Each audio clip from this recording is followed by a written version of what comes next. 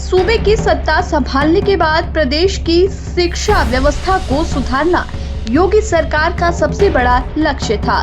CM योगी चाहते हैं कि प्रदेश के सभी बच्चों को बेहतर शिक्षा मिले ताकि वो पढ़ लिख कर न सिर्फ अपने माँ बाप का सहारा बने बल्कि देश के विकास में भी अपना योगदान दे।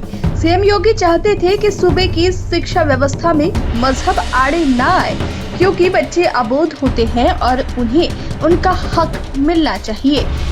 इसी उद्देश्य से सीएम ने सरकारी स्कूलों के कायाकल्प के साथ मदरसों को भी हाईटेक बनाने और बेहतर शिक्षा व्यवस्था देने का संकल्प लिया।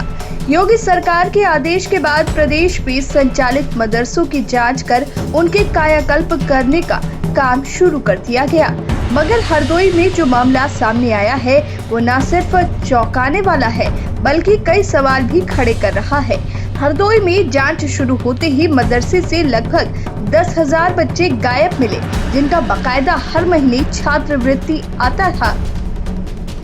अचानक इतनी बड़ी संख्या में गायब छात्रों को लेकर न सिर्फ प्रशासन बल्कि शासन भी हैरान है।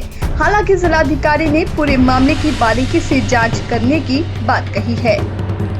उत्तर प्रदेश के मुख्यमंत्री योगी आदित्यनाथ द्वारा मदरसों की जांच के आदेश के बाद बड़ा घोटाला सामने आया है। ये घोटाला लगभग 3 करोड़ से अधिक रुपए की छात्रवृत्ति का है।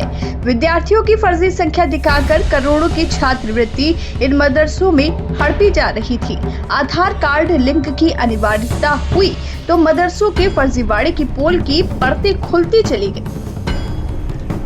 आधार अनिवार्य होते ही मदरसों से 10,185 विद्यार्थी गायब मिले।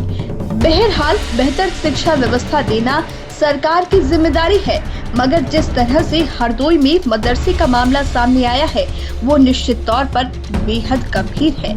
ऐसे में सवाल है कि आखिर वो 10,000 छात्र कहाँ गए जिनके नाम से छात्रवृत्ति सरकार भेज रही थी।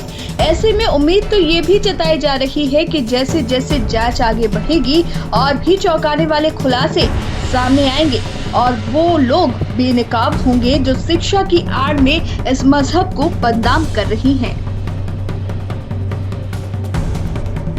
देखिए, शासन की जो भी विभिन्न कल्याणकारी योजनाएं हैं उन योजनाओं के सभी लाभार्थियों के खाता से आधार सीडिंग का कार्य कराया जा रहा है। इसी क्रम में जो मदरसे हैं, जो उनमें अध्ययनरत छात्र हैं, उनका भी जो अकाउंट है, जो उनके नाम है, जो रजिस्ट्रेशन हैं, उन सब से आधार सीड कराया गया है। तो आधार सीडिंग के बाद बहुत सारे ऐसे बच्चे हैं जो मिसिंग पाए गए हैं। अभी तक ऐसी संख्या लगभग 9,000 समथिंग है। तो ये जांच कराई जा रही है कि ऐसा क्यों है और वो बच्चे कहाँ हैं, रजिस्टर्ड थे वाकई में या नहीं थे। इसके बारे में अल्पसंख्यक कल्याण विभाग रिपोर्ट तैयार कर रहा है और जो भी रिपोर्ट आई उसके आधार पर हम अग्रेतर कार्रवाई सुनिश्चित कराएंगे। कहा जा रहा है कि 3 करोड़ 60 लाख रुपए।